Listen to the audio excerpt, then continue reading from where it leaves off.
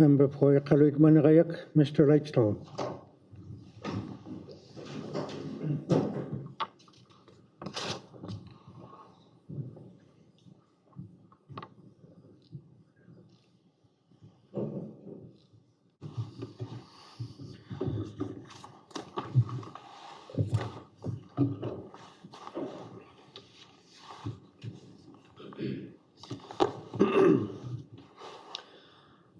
Thank you, Mr. Chairman, and congratulations, Mr. Speaker-elect, and congratulations to our Premier-elect, PJ Iqaluit. I'd also like to thank the member for Cambridge Bay for nominating me. I'm grateful for your nomination, as I have tremendous respect for you and your accomplishments as a young professional Inuit. It's been an honor to represent Iqaluit Managayak in the Assembly over the last 4 years, and I'd like to thank my constituents for their continued support. Before I begin, I would also like to say thank you to my colleagues in the House for allowing me to speak, and to all the Assembly staff and the interpreters as well for their work and support during our orientation program. I recognize that we all have a very difficult decision to make here this evening, as there are many talented members in the 6th Assembly, and I'm not surprised to see 16 names on the ballot. In 2017, I put my name forward for a cabinet position, but I was not selected. They say that everything happens for a reason, and I'm grateful for that outcome. I've come to learn and appreciate the important role that a regular member plays in this Assembly, as well as in our own communities.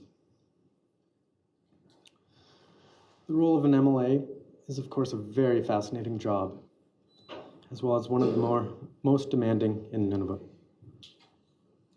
The responsibility of reviewing programs and policies through the budget process requires considerable time and effort, while reviewing legislation is equally challenging and time-consuming. But these both must be balanced with addressing constituency matters and bringing public attention to pressing issues to ensure transparency and accountability of our government. Over the last 4 years, I have demonstrated my work ethic and commitment. I worked hard to address the concerns of Iqaluit, but always kept the broader picture in mind and considered all Nunavummiut when debating policy. During this time, I've been vocal about many issues, and I feel as though I've just begun to see the fruits of my labor. With the wide-ranging responsibilities of being an MLA comes a significant learning curve. It was not until my 3rd and 4th year that I was confident in knowing how to address a particular matter in an appropriate way to achieve the best outcome. For that reason, I had entered the recent election with the intention of remaining a regular member in order to continue my momentum. However, that all changed when PJ Iqaluit announced his intention to run for Premier. Mr. Iqaluit has proved his leadership abilities while serving as a president of the Kikitani Inuit Association. And I appreciate the emphasis that he has placed on youth initiatives at QIA, such as increasing the daycare subsidy, partnering with the government of Nunavut to create early childhood education material, and distributing $250,000 in scholarships to our post-secondary students. It is important that the government of Nunavut meets the needs of all demographics. And Nunavut has the youngest population in Canada, with a majority of our territory under the age of 25. Unfortunately, our youth face many barriers to success, and to date, none of the previous governments have placed a sufficient emphasis on youth initiatives in the mandate. Yesterday, our youth peacefully protested against the high rates of suicide and the lack of mental health support. As a young Inuk, I understand the challenges that our youth face because I have lived them. They are our future, and we need to give them the tools and resources to set them up for success. I am dedicating to supporting our youth as they seek to create a sustainable and healthy future. I have full confidence in Mr. Achiag's potential to make substantial changes as Premier, and I have faith in his leadership and ability to do things differently than former Premiers. And that is what inspired me and renewed my interest in joining Cabinet. I want to be on the Executive Council to help the Premier and the next government achieve success.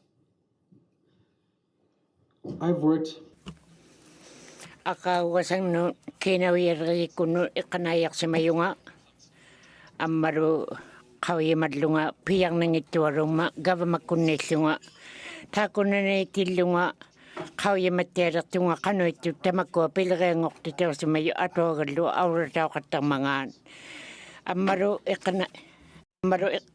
monitoring expenditures. This is where I gained intimate knowledge of the programs and policies of the Department of Finance, as well as the Department of Human Resources, as they were one department at the time. I've worked in financial reporting, producing the main estimates, the public accounts, which is no minor feat. This experience gave me a bird's eye view of the government's departments as well as territorial corporations. And finally, I worked in expenditure management to produce the main estimates, capital estimates, and supplementary appropriations which we pass here in the Legislative Assembly. This has given me unlimited access to the Government of Nunavut's systems and ability to learn about all departments and programs. In essence, I've had the opportunity to learn what is working and what needs some work. Over the last 4 years, and in my previous work experience, I've developed tremendous respect for public servants that work tirelessly for the Government of Nunavut and this Legislative Assembly. It's important to me that in this legislature, we see real change that benefits Nunavummiut. There is work to be done, and I would welcome the opportunity to use my own work experience in these areas to make these impactful changes and improve the effectiveness and efficiency. With that said, whether I'm in Cabinet or a regular member, I will not submit to the bureaucracy. In the recent election, I put together a strong campaign. I'd like to highlight some key areas. I suggested many policies aimed to address and reduce child abuse and domestic violence, to assist Nunavummiut in adapting to and mitigating the impacts of climate change, to reform our education system and increase supports for youth so they may overcome the many barriers to success, and create out-of-the-box solutions to address our housing crisis and expand our limited housing continuum. I have big ideas on how to move our government in a new direction. I believe there are 3 key requirements to being an effective member of the Executive Council: commitment, competence, and most importantly, compassion. And I believe I have a good balance of all 3. Ministers are responsible to oversee and comprehend the activities of their portfolios, and I'm ready to assume those responsibilities. Throughout the 5th Assembly, I've made it clear that I have high expectations of Cabinet and take accountability of this government very seriously. If I'm chosen here today, I'll continue to hold myself to those same expectations. I recognize that being a member of the Executive Council is demanding, and I believe I've displayed my work ethic.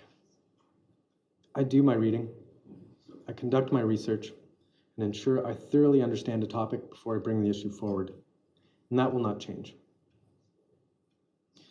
In closing, today I'm humbly asking for the support of my fellow members. If you grant me the privilege of joining the Executive Council, I will endeavor to maintain your confidence by providing effective leadership and oversight over any portfolio I receive. I will continue to advocate for Nunavummiut and work tirelessly to help achieve the goals of this government and make good use of the knowledge I've gained over the last 4 years and beyond. Kuyanami.